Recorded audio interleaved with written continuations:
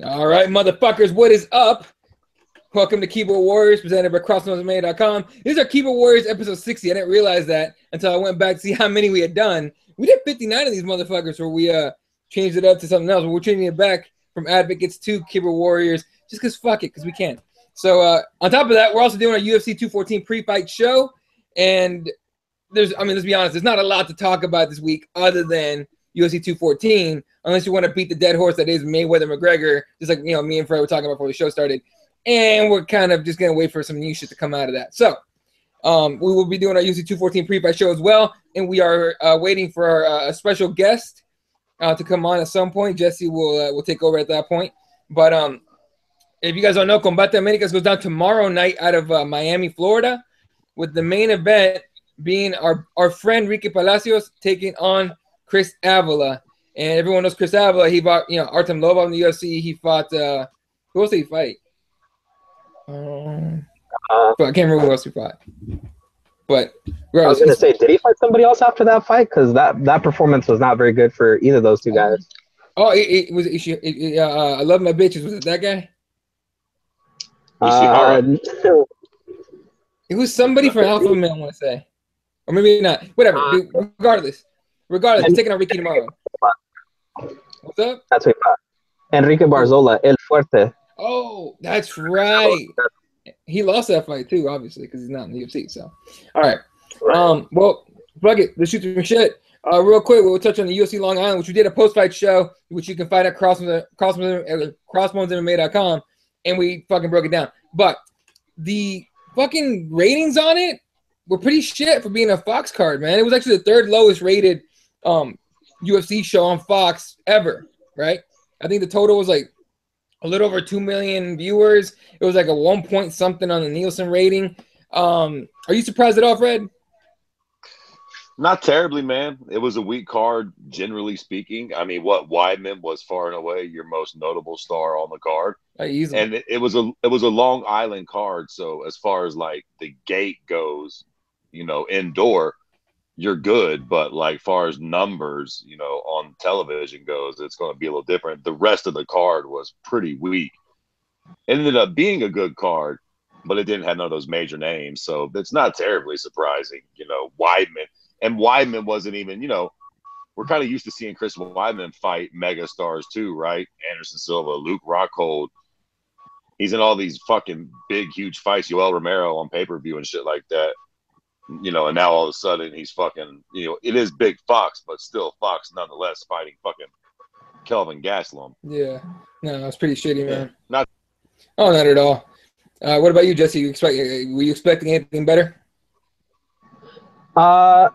Yeah, it kind of was, honestly. Better than 1.6 million, but like we had said before, does this mean now that Chris Weidman, Kelvin Gastelum are now the least sellable fighters on the roster?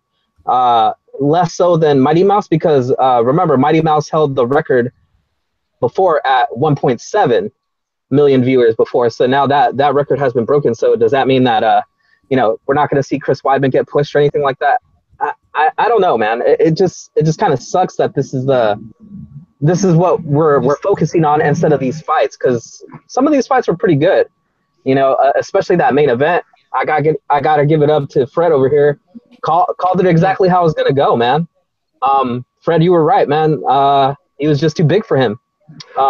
Although that uppercut that Kelvin hit Weidman with, I don't know about you, but I kind of jumped out of my seat and I thought that was gonna be it right there. Saved by the bell. He did get saved by the bell in that first round. But, shoulda, coulda, woulda, cocksuckers. Yeah, man. Don't end up on your back if you're smaller than Chris Weidman, because you are fucked if that happens. All right. Moving on here. Let's just get into UFC 214, because we have Gary asking us if we've gotten into Lesnar Jones yet. Now, if you guys haven't heard, John Jones was asked, would you fight Brock Lesnar? And John Jones said, yeah. You know what I mean? But I don't think he wants to fight me. Brock Lesnar goes anytime, any place, anywhere. It sounds like it could be a possibility. Are you buying this shit, Fred? Fuck Yeah, I for one fucking love. Are you fucking kidding me? Fucking, I mean, that's a done daughter, right? Like, okay, so hypothetically, let's get hypothetical here. Let's just say, for the sake of argument, that John Jones does beat DC, gets his belt back, unifies it, blah blah blah. There's really only one major fight that we need to see out there, right? That's the rematch with Gus. So, other than that fight, I can't think of anything else that jumps ahead of Lesnar.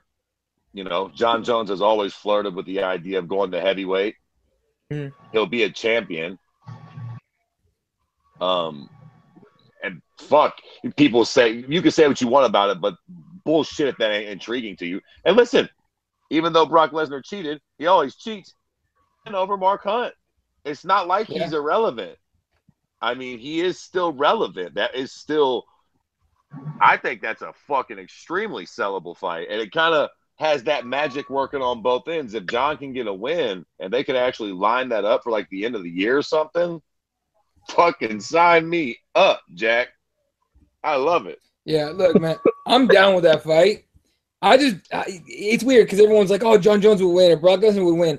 That honestly is that's a fight that just is so weird to even hear that you want to see it, right? It's almost like old school, like, you know, one style against another style, right? You're like, "Oh, I want to see what would happen. I want to see what Brock Lesnar would do." And listen, Day, can you imagine the glory if John Jones gets on top of Brock and starts raining elbows down on him? God damn. It'll just be like, go back to the WWE, you cocksucker. Oh, it would be so good. Oh, shit. Jesse, you buying this? Yeah, why not? I mean, plus, you heard what happened. You know, Brock Lesnar literally was like, yeah, I'm down, but hey, John Jones, you got somebody right in front of you got to deal with first. So, I mean, you know, and even afterwards, I think there was another comment by John Jones saying that, you know, he's going to get this win, and then he's going to go see about Brock Lesnar after this fight. So why not? I mean, this is the era of entertainment, right? We're in the entertainment business now. We ain't in the fight business no more. So why not? I mean, that'll definitely get the pay-per-view buys up. Oh, dude, imagine they throw that on like a big, like, you know how they try to make UFC 200 huge, and then John Jones tests positive and that fell off, and then that whole thing just basically was like a domino effect of shit. You throwing like something like this on there, it'd be nasty. Listen, it's odd. But if John Jones beats DC, what is the biggest selling fight you can put John Jones in? Like, what's going to sell the most amount of pay-per-views? If it's not, for my money, Brock Lesnar. It's Brock fucking Lesnar. I mean, don't get me wrong, Alexander Gustafsson is cute. Yeah. But he don't got the pull that Brock has. And Brock versus somebody like John Jones at heavyweight, I mean, it don't, like, who else at heavyweight in the UFC could John Jones do those kind of numbers with? Even fucking Stipe probably wouldn't do the numbers that Brock Lesnar's going to do. Even at this late point in his career, it's just fucking facts, man. Yeah, I mean, look, if we're talking numbers and viewers and all the pay-per-view buys and all that shit, then nobody else. I mean, look, it came off almost as coincidence. Somebody asked him, I think, about it, right? Like, would you fight Brock Lesnar or whatever, a heavyweight? And he comes up, and look, we have a super fight basically created organically. Just organically. It wasn't bullshit. It wasn't, like, planned beforehand, nothing like that. Organic. I love that kind of shit, really. But, yeah, dude, I wouldn't mind seeing it, I'll tell you that much. It'd actually be a lot of fun. But Brock Lesnar's correct. John Jones does have someone in front of him. He's a little shorter, but he is right in front of him. He's fighting Daniel Cormier this weekend, Saturday night. Is the main event of UFC 214, as everybody knows. From the shit talk back and forth, I missed the press conference. Listening or seeing shit on Twitter, it got pretty funny. You know what I mean? Some of the shit that John Jones was saying, some of the shit he was saying back and forth. Fred, you got to see it. What'd you think? Good shit, man. Good shit. I mean, listen, neither one of these pricks is McGregor, so that's kind of a high fucking pedestal to have people on. But other than McGregor, I think John Jones is one of those guys in the sport right now, man. He is polarizing. He is, I mean, you got that one loss, but we all know that's horse shit. He's got a hell of a story. He's got it all, man, and he's kind of backing it up with being himself now. Bit of a cunt. But it's good. It's almost like he's turned heel, like the old school WWF type thing, man. He's kind of being himself. and he's oddly, I don't know, man. I don't know how to describe it. Like, you want to like him, but not really. Do you know what I mean? Like, you don't really want to like him, but you kind of want to give him credit. Like, I find myself being more and more drawn to what he's going to say and shit, because now he's actually being himself. And yeah, it's a bit repugnant, but I'm kind of like, yeah, John, fucking A, be yourself. Call DC a fat boy and tell me he looks like a crackhead in that suit. That's what I'm fucking talking about. And then they did the stare downs, and fucking John Jones rips his shirt off and shit. And let me tell you something, Jack. It didn't look disingenuous. That fucking stare down was nice. It wasn't quite fist thrown, but it felt tense. It felt actually tense. Like, you know, a lot of guys say, I don't like this guy, I don't like that guy. I think in the long run, there will always be mutual respect and admiration for each other's skills.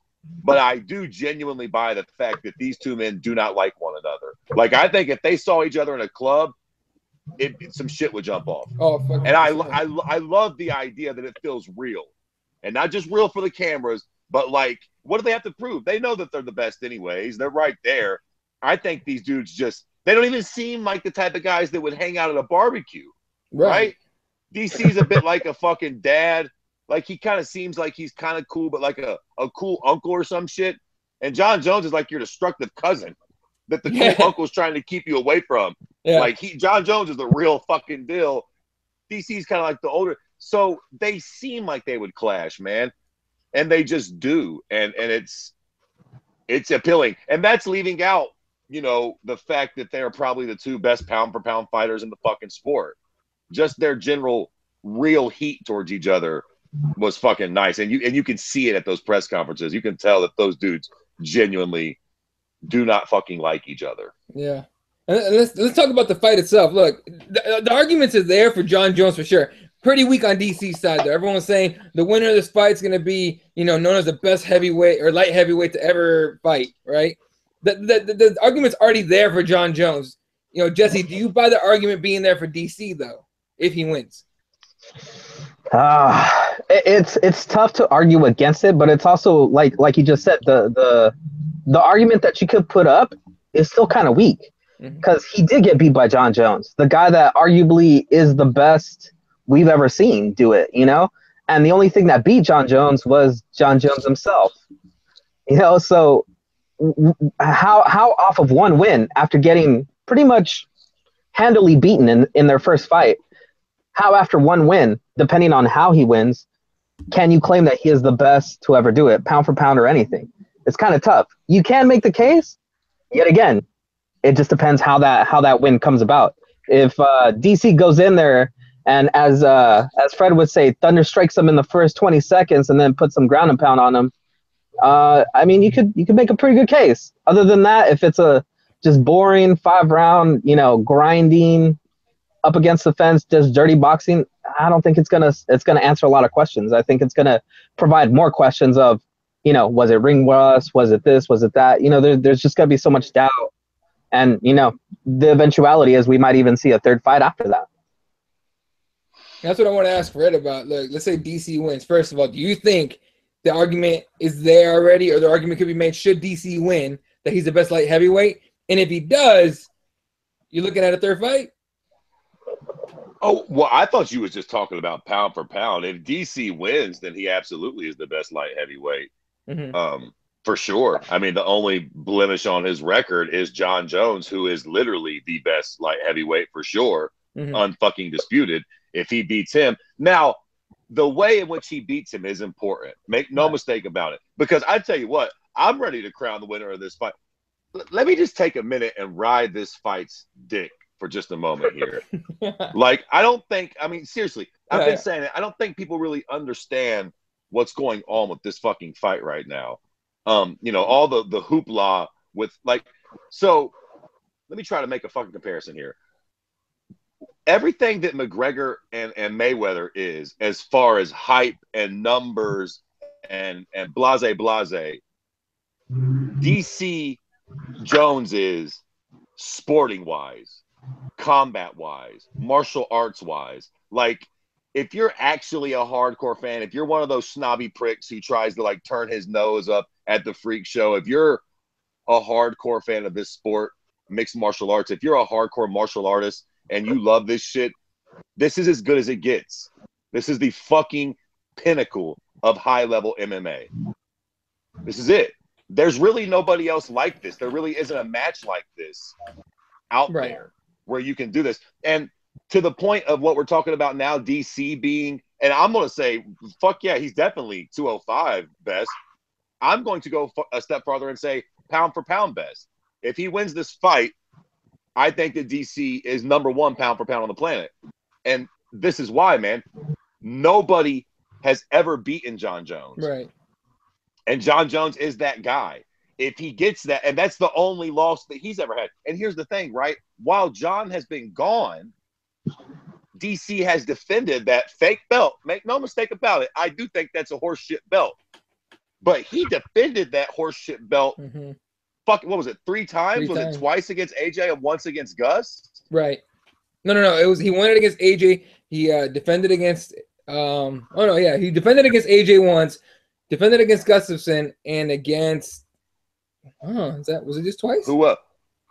Yeah, just twice. Okay, he defended twice. He won against AJ. Wait, he beat fucking AJ twice and Gus once, and I fucking think somebody else. I just can't remember. Maybe it was the Anderson Silva fight. Whatever the fuck it was.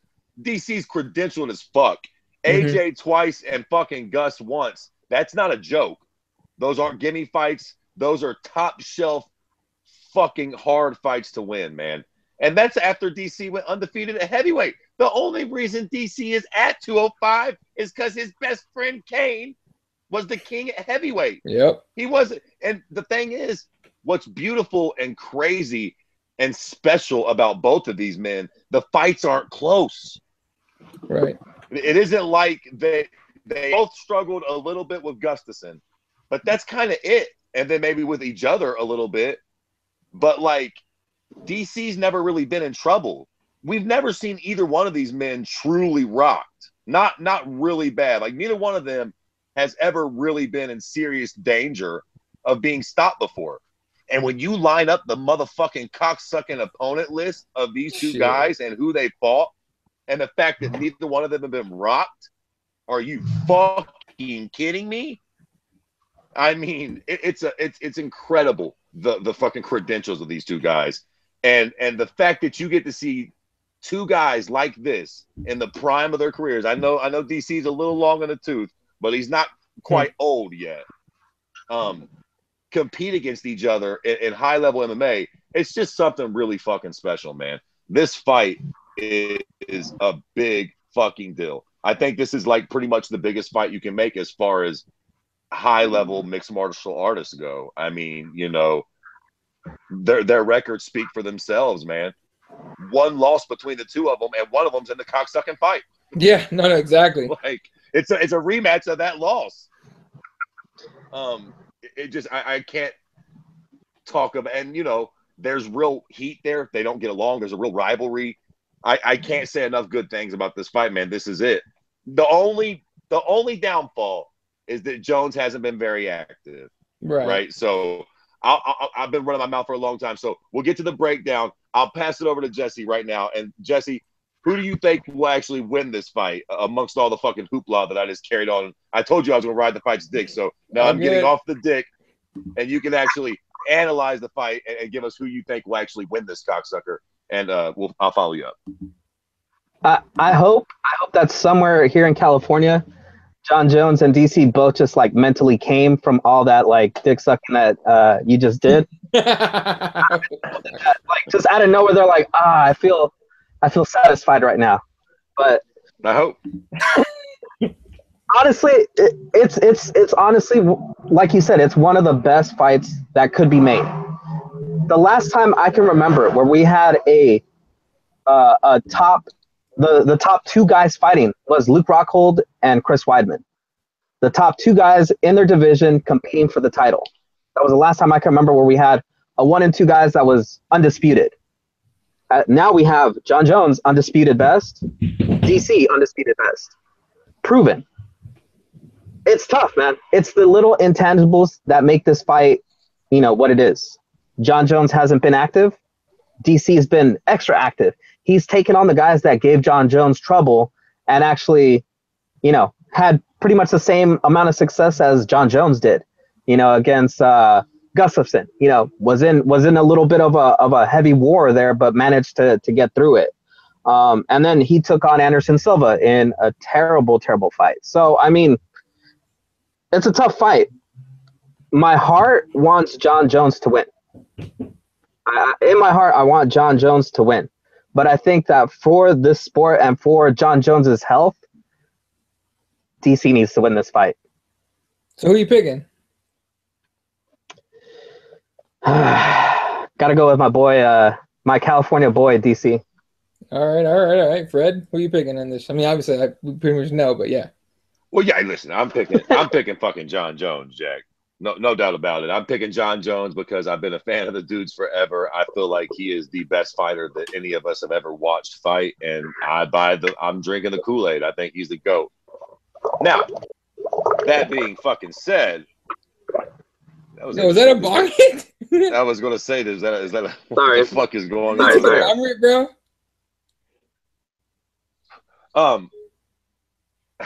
Yeah, that fucking threw me off. Jesse smoking a fucking bong in the shadows there. I didn't know that you got down like that. So listen. As far as how I see this fight going, it's interesting, right? It's easy to say John Jones can win. John Jones has never been beaten before. John Jones is the fucking man, and they've fought before, and John Jones won that fight relatively handily. All that being said, DC's very, very good. He's very smart. He's very good, and he's got a fucking really smart team around him. And I think DC knows this is the one. I think he knows this is the one. So I tell you what I think about this fight. And listen, the last time we seen John perform against OSP, let's be fucking honest here, he didn't look like $1 million fucking bucks. He showed a little ring rust. Now maybe that was the rust, and he comes back out, and this is the go time. I do think that both of these cats are going to be motivated by the fact that they're fighting each other. Mm-hmm. So I think John will definitely look better than he did against OSP. But I think that DC will look better than he did when he fought John the first time. And this is my personal prediction for how this fight's going to go. That DC and company are going to try to put forward a very pressure-heavy game plan. Mm-hmm. And I mean pressure-heavy with strikes. Now, in the first fight, it seemed like John was able to out-wrestle DC because he was. I don't think that DC was able to take him down at all, maybe once for a brief moment. No, he took him down later on the fight, picked him up and put him down, but it didn't matter at that point. Yeah, for a brief moment, and John actually got a couple takedowns of his own. Now, listen, but here's the thing, right? This is fucking MMA. Everything is set up or predicated by something else, and it's all striking. I think that John Jones won the grappling. Yes, he's a great grappler. Yes, he's strong as fuck. He's a genetic freak, sure. But getting kicked in your knees, getting jabbed, and all those little things that throw you off your balance and shit help when you have to engage in the clinch with somebody. I think that DC is going to try to say, fuck that. I think he's going to try to close the distance quickly. I think he's going to come out throwing hands. I think he's going to try to hurt John early. And if he can do that, I think DC can very much out-wrestle John Jones. Certainly. He just has to clip him and hurt him early. Now, can he do that?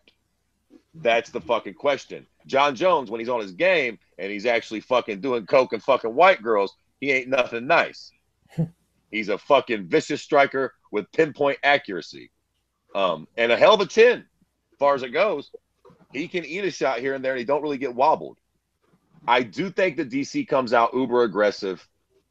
I really honestly don't know how John will handle that. I'm going to hope as a John Jones fan that he can handle that pressure.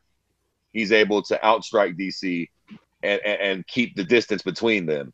But this fight will look different than the first one. I do think that. I do think that DC knows he cannot be stuck at range with John in this fight.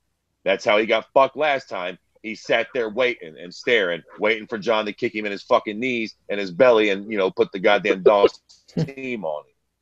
He has to fucking cut that range down. And I think he's going to try. Now, whether he can or not, we'll see. But I think we see DC come out super aggressive in this fight. I'm going to say that it don't work, and I'm going to say that John Jones is the goddamn GOAT. He's back, and that after DC does not hurt him and he does not get the takedown, comes round 3 and 4, DC starts to lack confidence, and John, being the cocksucking genetic GOAT he is of our time, pulls away and gets a late 4th or 5th round stoppage. Damn. All right. Here again. So you basically took what I was going to say just right at the beginning. Pressure heavy fight early. I agree with everything you said. DC needs to hurt him early and then go to the wrestling game and take him down and beat him up if he can. It's just hard to see that actually. Look, I think for the first 3 rounds, we're going to have a crazy fight, right? I think the first 3 rounds, we're going to have a crazy fight. And the 4th and the 5th, we're going to know who won at that point. That's just how I think it goes. DC, let's say DC's able to hurt John Jones early, just like you said, and he wrestles him the rest of the fight. Yeah, we know who won. If he can't do that, and John Jones is able, just like you said, hit him in the body, do that little oblique kick that he likes to do. It's a dirty looking fucking kick, but it's legal. It works. Hit him with those fucking elbows, the fucking, those elbows from every angle. You know what I mean? The front kicks, the range jabs, the stiff ones, the right hands. If he's able to keep DC at bay, it's just going to be him picking DC apart for most of the fight. I think DC's able to hurt him. And just fucking, I think he's going to be one of those like anger, shame, and fucking revenge punches that just lands on his ass. And John Jones gets dropped. And DC just, instead of, taking it easy, just uses all his cardio. First of all, we all know DC is in shape. He's in shape. At heavyweight, he had mad cardio. Light heavyweight is mad cardio. I think he's going to jump on him and try to, and maybe not try to finish the fight right then and there, but definitely accumulate damage. Hurt him to the body. You know what I mean? Jack him up real good. Get on top of him. Take him down. You know what I mean? Make him fight real hard to get back up. And I think that's going to be the difference. I think DC's going to pull this off, man. I don't think DC's going to finish him. I think that's a tall order for me. I don't know if he can finish him. I think he can finish him. I just don't think it happens. I think it's going to be like a decision, probably like a split decision. And and come Sunday or Saturday night for us, but come Sunday, Monday, Tuesday for the next week or so, or probably longer because we don't have any. There's no events for all of August, but we're gonna be talking about did DC really win? It was a fucking decision. That's the shit. So I got DC by decision, man, by close decision, like split. We're talking like razor thin. One of those like you have to beat the champion type of things, kind of like that. That's what I think. But yeah. Listen. Not only am I going to say that John wins, but I'm going to go out and I'm going to make a couple bold predictions here. So any of you fucking 6 cocksuckers who are actually watching this, you put this down in your fucking calendar. Remember that Daddy Fred told you here first. John Jones beats DC this weekend, legitimizes himself as the GOAT, because DC's that motherfucker. Anybody who knows anything knows this is the fight. He beats DC this weekend, proves all the hardcore heads wrong. He takes that fight with Brock Lesnar at the end of the year, keeps this heel act up, and by the end of the year, John Jones will be second only to Conor McGregor as the biggest star in the UFC with the highest drawing power. Mark my words. He's going to keep this shit up. He's not going to go to jail like everybody thinks, but I do think he's going to Floyd Mayweather it a bit. He's going to Floyd Mayweather a bit, and he's going to win like he does. And he's going to build a huge fight with Brock Lesnar. And we all know he's going to beat the piss out of Brock Lesnar. Come motherfucking 2018, John Jones is going to be a motherfucker. And cemented greatest of all time if all that shit goes down like that. For sure. You got it. For sure. All right. Real quick, and because people were asking about it on the YouTube comments. By the way, shout out to Uncle Hank's here. Gary's here. Jeremiah Deskins, what up, dude?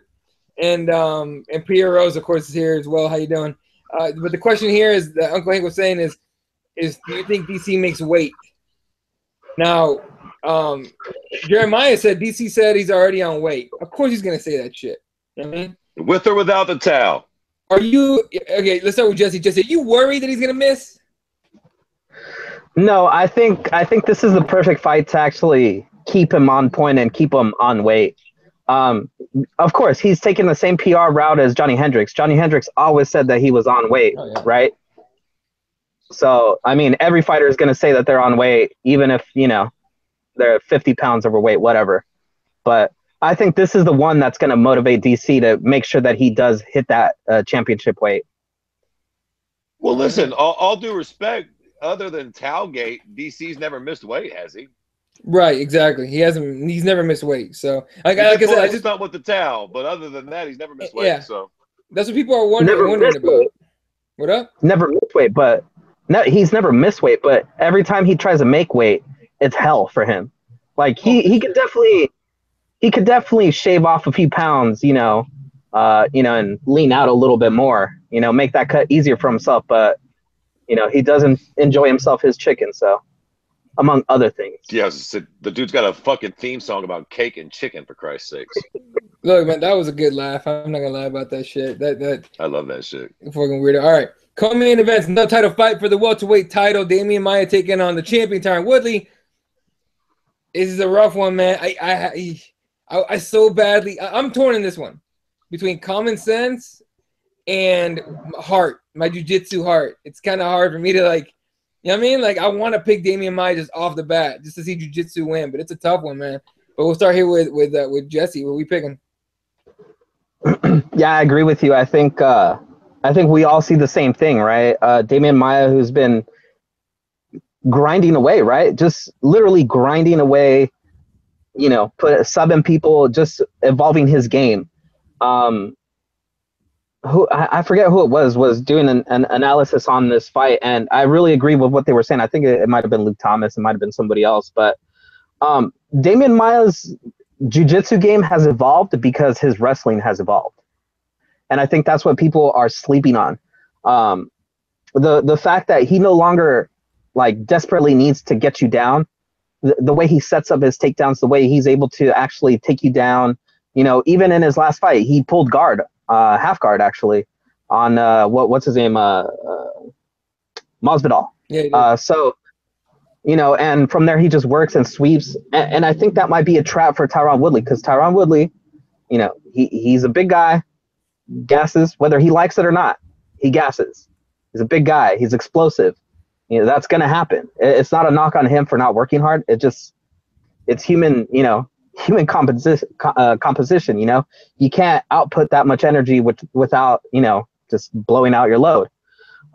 So I think the trap is going to be that if Tyron Woodley does not finish Damian Maia in the first 2-3 rounds, goes into the championship rounds, he's going to fall into the trap of allowing himself to either get on top of Damian Maia, or Damian Maia getting too close and taking him down that way. And I think that's going to be the danger, because Tyron Woodley, he's very confident in his wrestling. He's very, very confident. He doesn't feel that, anybody can beat him in any area. And I think that if he allows himself to get, lulled by the fact that Damian Maia, isn't a, 2-time, 3-time All-State, whatever wrestler, and he thinks he's going to be able to out-wrestle him, I think he's going to be in for a rude awakening. That being said, I mean, Tyron Woodley, explosive. He has the power to knock anybody out, but I'm just going to go with Maia, man. I think it's Maia's time. I think Maia's going to be able to weather the storm, and, he's going to be able to take him down and choke him out. Yeah, Fred, who you picking, man? All right, so I'm just sitting here thinking about this in my head, man. Little interesting fact. How many times has Tyron Woodley been stopped by strikes in a fight? Once? I'll find out for you right now. I think the answer is one. Are you thinking of Nate the Great knocking him out, video game style? I am thinking about that, but what I'm also thinking about is how many times has Damian Maia been stopped by strikes in a fight? Well, and who was that to? Well, Anderson Silva didn't knock him out. Nate Marquardt. Nate Marquardt, yeah. Ironically enough. I think Nate Marquardt is the only dude who's actually knocked out both of these guys. I think finished them by strikes in MMA competition, if I'm not mistaken. Pretty sure you're right. Which is just a weird little thing. Well, because I'm thinking, my point with that is, listen, first off, I think Damian Maia is going to win the fight. Okay, I see a lot of people picking Tyron Woodley to win and saying that this is a bad stylistic matchup for Damian. I just don't really get it. Listen, does Tyron punch hard? Absolutely. He fucking, he's got some serious power. Is he a very accurate pinpoint striker? Not really. No. He's got a lot of power. And Damian Maya does not get knocked out very easily. Matter of fact, nobody's done it, I don't think, since Nate Marquardt fucking way back when, which was a long time ago at fucking middleweight. You know what I'm saying? We're talking about long fucking time. And Damian's fought a lot of hard-hitting good strikers in that time. Anderson Silva being one of them who could not actually finish him with strikes. So could Tyron catch Damian and knock him out in that first round? For sure. His hands are fast and he's got a lot of power. It could happen. If that don't happen quick and early, I thought, because I don't know if you guys seen the stare down. I tweeted the picture. Damian Maya is a mite bigger than him. Yes, he is. A mite bigger than him. And with the way their styles match up and the oxygen that Tyron Woodley's fucking big ass muscles are going to need to keep going, that's not a great thing for Tyron. I don't know if the fight will be very exciting, but I feel like slowly but surely Damian Maya is going to eventually get the stranglehold on Tyron Woodley. I don't know whether it'll be the 4th round, 5th, or 3rd, but either Tyron knocks him out in the first couple minutes of this fight, or eventually Damian gets his hands on him. And I don't think the size discrepancy is quite like Kelvin Weidman was, but it's something like that. It's a little something like that. Damian's a fucking big welterweight, man.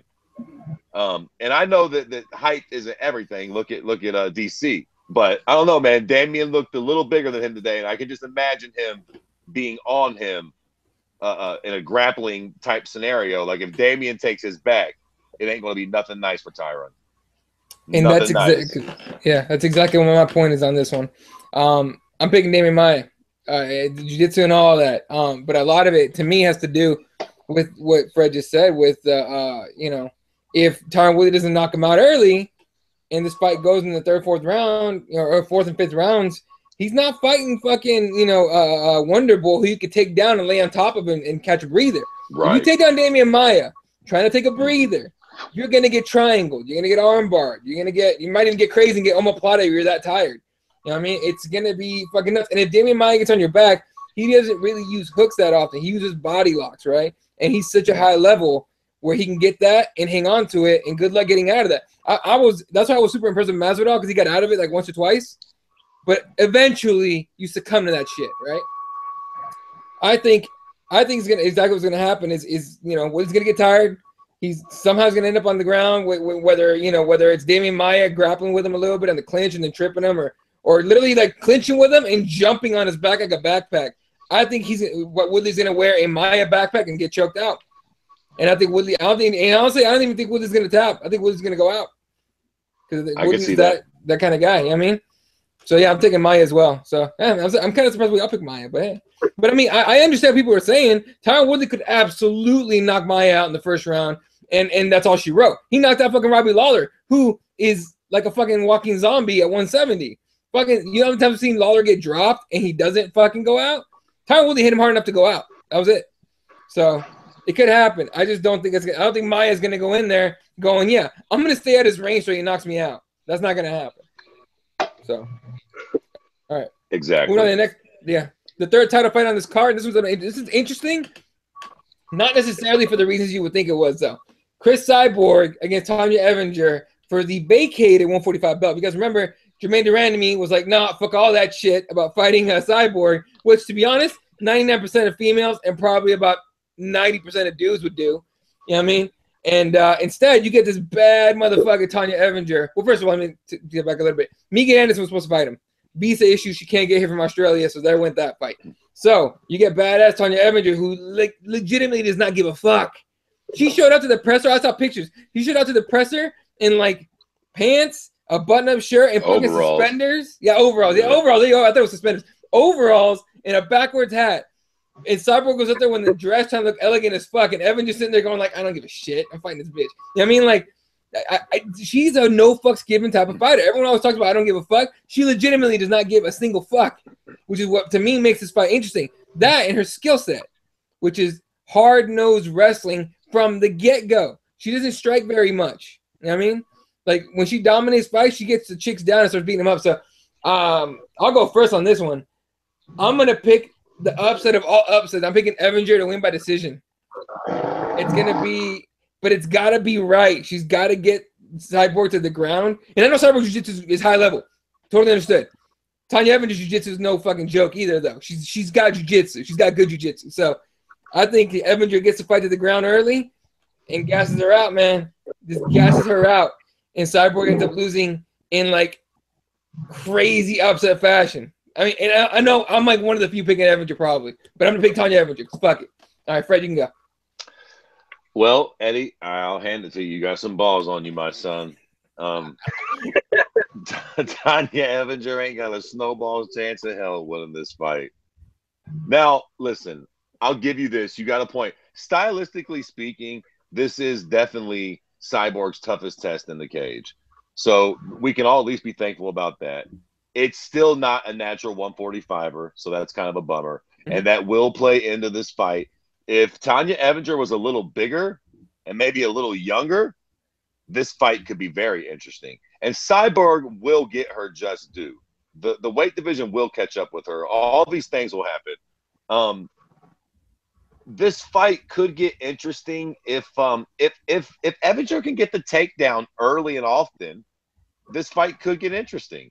I know everybody says that Cyborg's got good jiu-jitsu, but we ain't really never had to see it in action, Jack. She comes in and thunder strikes every fucking broad she's ever fought. So if Evinger can, put her on her back often, this fight could get interesting. I don't see it happening just because Cyborg's so fucking big. She is going to enjoy a strength advantage, youth. She's probably on fucking horse tranquilizers or something. I mean, it ain't going to be nothing nice in there. You know how she gets down. She's fucking huge, man. That broad is strong. So, listen, I can't in good faith pick Tanya Evinger. Lord knows I'll be rooting for her. I hope the fight is good. But, I mean, ultimately, after a couple failed takedown attempts, I think she gets thunderstruck late in the first.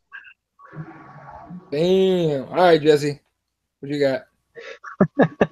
I agree with you, Eddie. I mean, if anybody out there has never seen Tanya Evinger fight, I mean, she's the type of broad that you would want to take to a bar. And if you got in a bar fight, she'd be the first one already throwing a punch. Even before anybody started anything, she'd already be throwing a punch, grabbing some dude, grinding him on the ground, just like beating the hell out of him. She'd be the dude she'd be the chick that would scare all the other dudes away from, thinking about fighting. That being said, she's got skills, man. Like her against Kiniskaya. The way she defended that armbar was correct, and it's nasty. Putting your nasty foot on someone's face so they let go of your arm is just a nasty trick, man. But it's effective, right? I've seen it in tournaments, dude. It's fucked up and everyone boos it, but it works. and that's the thing. She's the type of chick that's gonna do these types of things. She's probably gonna poke you in the eye. She's probably not gonna shower. She's gonna do everything possible to just make this a fight that you don't want to be in. But I have to agree with Fred. I mean, all those things aside, Cyborg is just Cyborg, man. And from what I hear, she's already on point, ready to make weight, has a new nutritionist working with her, and she's ready to go. She's ready to claim this title that should have been hers already in her hometown, basically, right? Anaheim. She trains out of here in California. She's at home. So this is perfect for her, and I think she's going to shine in this fight here. I don't think it's going to be a first round utter destruction. I think it might last 2 rounds. Tanya Evinger is pretty tough. I think she might be the Leslie Smith here. Maybe her ear's falling off, her nose is busted up, she's bleeding all over the place. But I think she'll take quite a bit of damage before she goes down. So it's going to be a nasty, nasty fight for sure. All right, and going off the comments here, Rose is taking Cyborg in the second round via TKO, saying, "I wish it was a fair fight, but still, Evinger is awesome."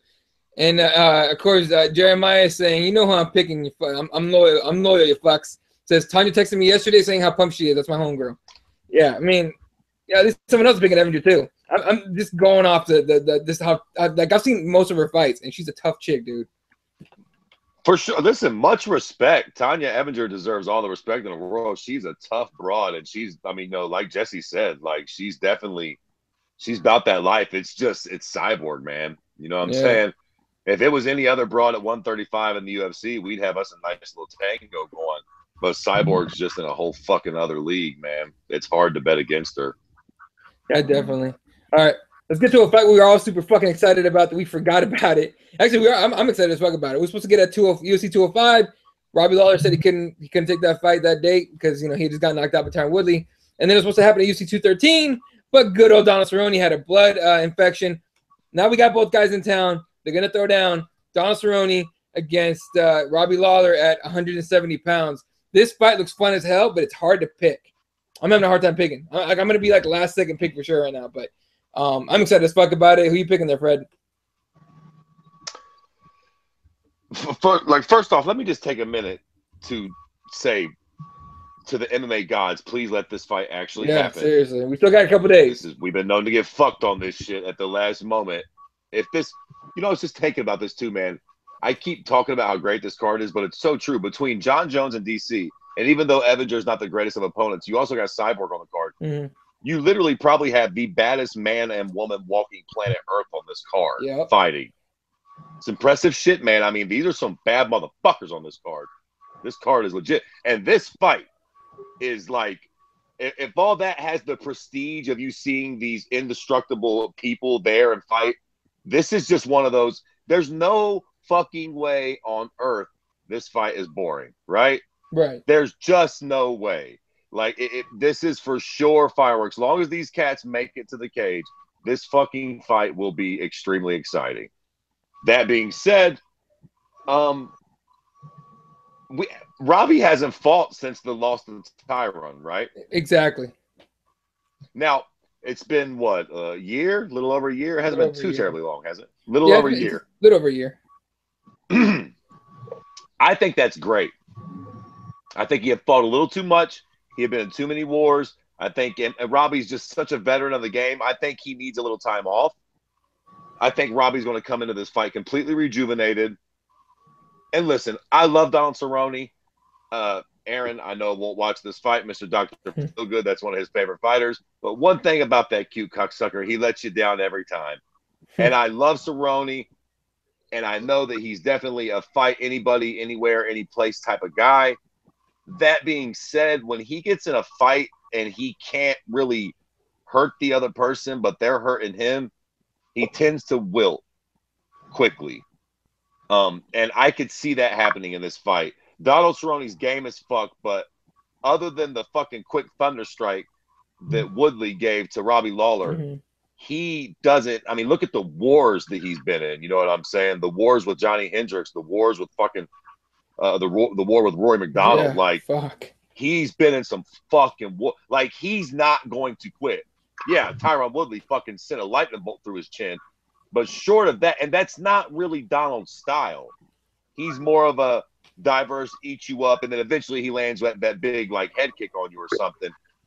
But he sets that shit up, and I just think that Robbie's too crafty of a striker. He ain't gonna get set up like that. He did by Tyron, but again, that was just like kind of a one-hitter quitter. I think that Robbie's a better technical striker, and I think he's got more natural power too. Tie that in with the fact that Donald kind of quits when he gets hurt. I can see a world in which by the second or third round, Robbie's hurting Donald and finishes him with strikes like he does every fucking body. So Robbie Lawler's second round TKO, Jack. Yeah, look, I'll go next, and then Jessica can wrap it up on this one. The way I see it, Robbie Lawler only loses when he gets knocked out, like finished, like knocked out, as we talked with Tyron Woodley, or he gets wrestle fucked. Donald Cerrone doesn't wrestle fuck people, and he doesn't really one-hit a quitter people the way that Tyron Woodley did, right? He does hurt you to the body and then take, like, the Rick Story fucking, that final little sequence of strikes. Fucking, it was so sick. Someone made a Super Saiyan fucking gif out of it, which is legit as shit. But it was just beautiful kickboxing that Donald Cerrone was showing, right? That's not really going to happen against Robbie Lawler. But I think the fight's going to start off like this, right? Because it's 3 rounds. First round and a half to 2 rounds, it'll probably be pretty technical. Look, Robbie sets up, like he sets up his strikes with he sets them up. He's technical. Like his fights end up being brawls, or they look like it, but he's pretty fucking technical. Donald Cerrone, pretty fucking technical. It'll be technical for about a round and a half, and then I think it turns into a bloody brawl. But the one thing that makes me pick Robbie Lawler in this fight is exactly what you said, Fred, about Donald Cerrone. If you hurt him, he quits. Okay, he quits. Jorge Masvidal hurt him in that first round of their fight, and the second round, on the way in between fucking rounds, Jorge let him know about it, right? And then he finished him in the second round. So it's just one of those. And then, of course, it's the same question as always. Which Donald Cerrone are we getting? Are we getting the quick starter? Are we going to get the guy that takes forever to get started, and then loses to RDA? You know what I mean? That kind of shit. So I like Robbie Lawler. I love the fact that he took all this time off to get right. Okay. And I'm picking Robbie Lawler probably by decision, man. No, I take it back. It's gonna be like a 3rd round, like TKO. I think it'll be that in that manner there. But I don't think this fight goes to the ground too much. There'll be a lot of clinching probably, but I don't think it'll be like too much wrestling. And I think Donald Cerrone has a black belt in jiu-jitsu, so it's I don't think either one wants to go to the ground anyway. But we'll see what happens. Jesse, who you picking? So Fred, you picked Lawler as well, correct? Is that what he picked? I think so. Okay, so I guess I'm the only one picking Cowboy here, and I'll tell you why. I think it's very telling when a coach that knows you very well is saying that you shouldn't have taken this fight, and that's one of the interviews out there. What's his name? Pat Miletich talked about that knockout that Robbie Lawler sustained. And it is just under a year, actually. It's July 30th when he got knocked out last year.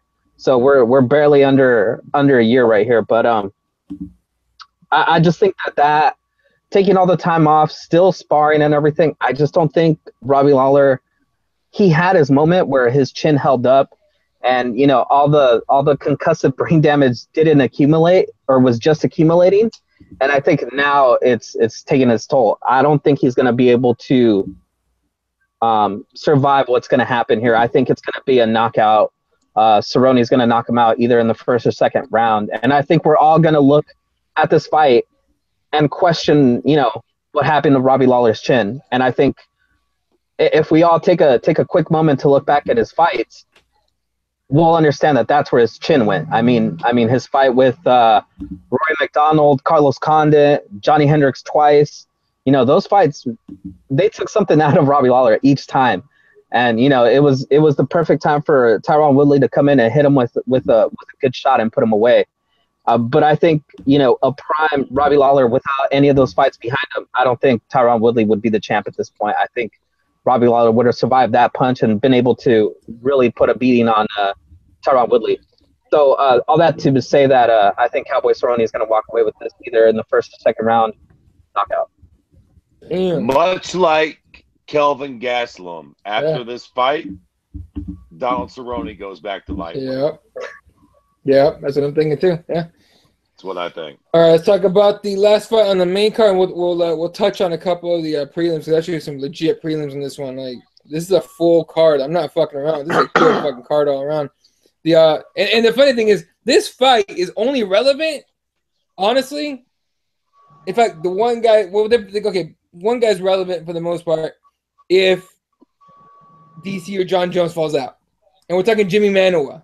Jimmy Manuwa taking on Volkan Ozdemir. If you guys remember, Ozdemir. All right, cool. I'll take that. There you go. Yeah. Anyway, so Volkan Ozdemir against Jimmy Manuwa. Now, if you guys remember Volkan, I believe Volkan's the man that knocked out Misha Cirkunov in like seconds in the first round. So he's pretty legit. He's taking on Jimmy Manuwa, who's much more experienced and he's probably a better striker. But I don't know. I saw this fight on the main card and I'm like, ooh, I don't know about that. But to me, it's because it's just in case DC or John Jones falls out, right? Last second, they have someone ready to go, and I'm sure that's probably the case. That being said, I like Jimmy Manuwa in this one, even though Volkan's like set to play like spoiler here and take out Jimmy Manuwa before he can even get a title shot. I still think Jimmy Manuwa should be able to knock him out here probably within the first round. The same way Misha Serkinov got taken out. So this is the way I see it here. Jesse, who are you picking? I'm picking Ozdemir. If you look at Manowa's record there, you notice that the only people he loses to is people that have a good amount of power behind their shots, and he usually beats people that are very slow starters, don't have a lot of power, a lot of wrestlers, so he's able to shut down a lot of people's games by, like you said, his crisp striking and everything. But I think Ozdemir, just, from what we saw in his last fight, he just comes to finish this fight quickly. And I think that's what's going to happen here. I think Ozdemir is going to start pretty fast. He's going to land heavy shots. And I think Jimmy Manuwa is going to be, playing second fiddle yet again. He's going to be looking at a title shot from the outside. And I think Ozdemir is getting this promotional push here. He just recently had a fight against a semi-top contender. It looked great.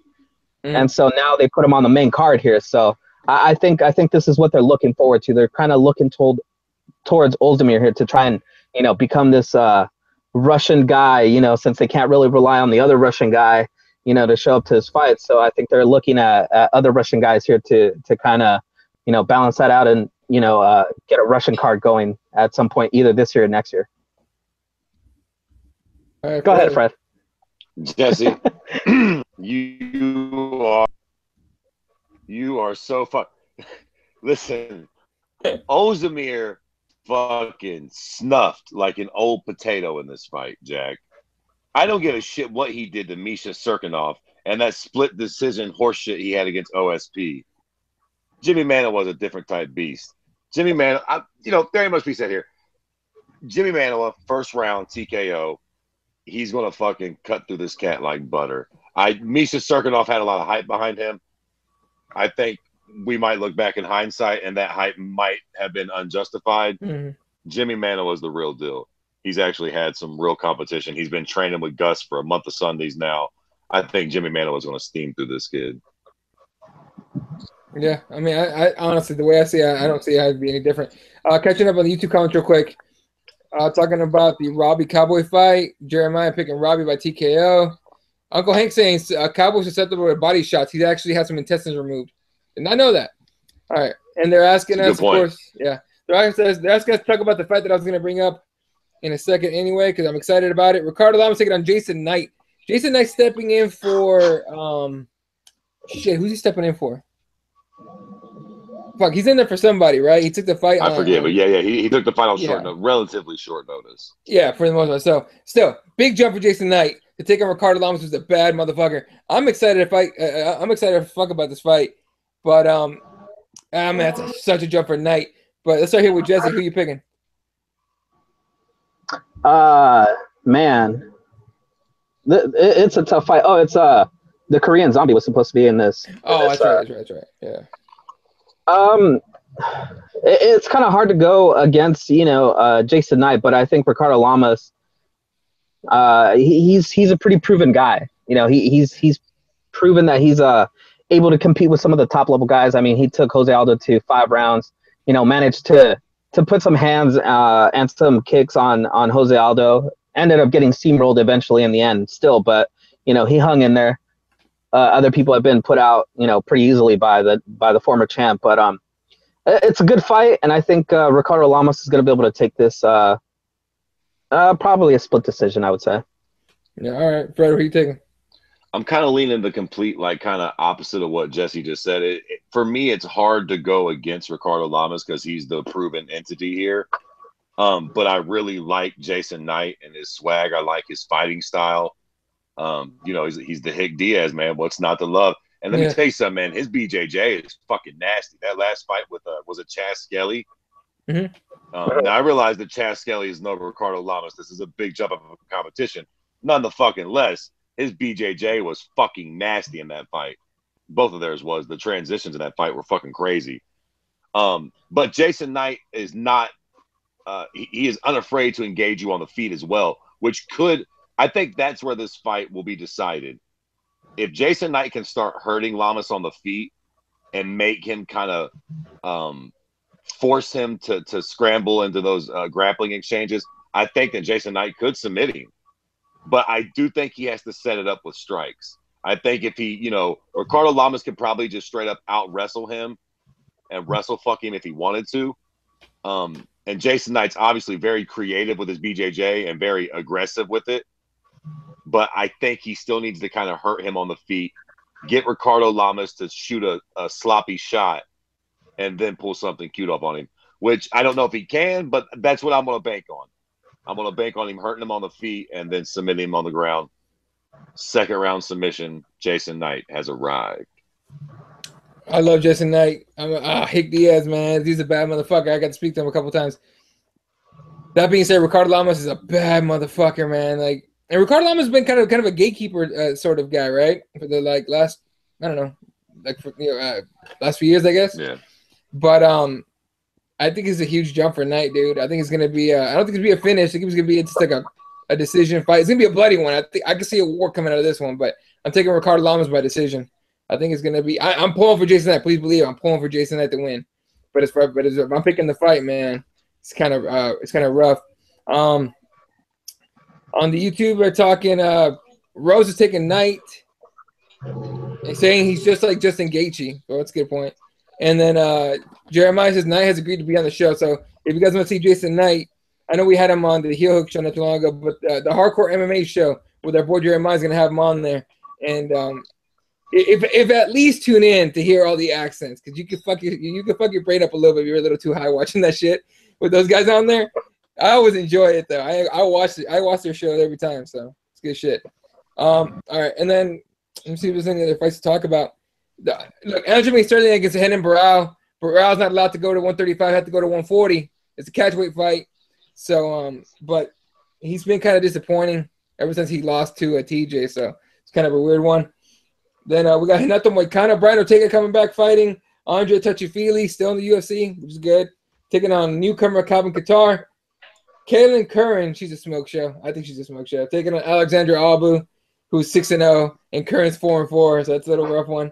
Eric Shelton against Jared Brooks, and the first fight of the night is a weird one. Josh Berkman against Drew Dober. So overall, it's a stacked fucking card, man. Like, this is legit one of those where you don't really want to go to the bar and sit with a bunch of assholes and watch it. You kind of want to stay at home with your buddies and shit. So I would buy this one, man. Get the barbecue going, get some beers, and chill the fuck out. Real quick to throw the times out, and it's a little weird this time. UFC Fight Pass prelims begin at 3:30 p.m. Pacific time, 6:30 p.m. Eastern time. The TV prelims are on FXX. They're not on Fox. They're not on FS1. They're on FXX. So make sure you know whatever fucking channel that is. Apparently, most people have it. I don't, because I don't have cable, but I have other ways to watch this shit. But FXX at 5 p.m. Pacific, 8 p.m. Eastern. The main card on pay-per-view, 7 p.m. Pacific time, 10 p.m. Eastern time. From Honda Center in Anaheim, California, UFC 214, Jones versus DC2. It's going to be a good one. Make sure you come back here on Saturday night, though. So for our post fight, at least I know I'll be here, and whoever else can come on, we'll definitely. I'll be around. Yeah, believe me, it's a big fucking card. You guys definitely want to tune in post fight so we can shoot the shit. More than likely to go much longer than it normally does, because I don't see this whole card going through without some crazy shit going down, man. For real. For sure. It's gonna be great. All right. Unfortunately, Ricky Palacios, who's main eventing Combate Clásico, Combate América Semana in Miami, was unable to get the. We got technical issues. What are you gonna do? Taking on Chris Avila. Jesse, why don't you give the people a little bit of a breakdown or a little preview, I guess, of Combate Clásico? Well, as you mentioned, the main event fell out. Apparently, somebody couldn't get their visa correct or something like that. So stepped in Ricky Palacios, our buddy, against Chris Avila, which is a former UFC competitor, like we were talking about earlier. Had 2 fights in the UFC, were unsuccessful in both fights, but I mean, he's still a gritty fighter. Still had a lot to learn at that point, so we'll see how his improvement has been. And the Diaz brother are in his corner, so that's definitely going to be something to look at. You also have another fight that was supposed to go off before. There was the Kyra Batara fight against Vanessa Rico Fernandez. That fight, I think Kyra missed weight and they were unable to schedule a catch weight by the time the weigh-ins happened. So a little bit of bad blood. If you saw the weigh-ins, go on Facebook, check out the replay of their weigh-ins. Got a little bit of heat between the two of them. So that should be a really, really good fight. And, honestly, if you can, this is going to be broadcast for the first time. So big deal for Combate Americas. It's going to be broadcast on ESPN3, which is their internet streaming service. So, just go on ESPN. I think you get to log in with whatever cable company or whatever you have. I think that's how it works out. And then you're able to watch live stream the event from there. So check it out. Try to tune in early.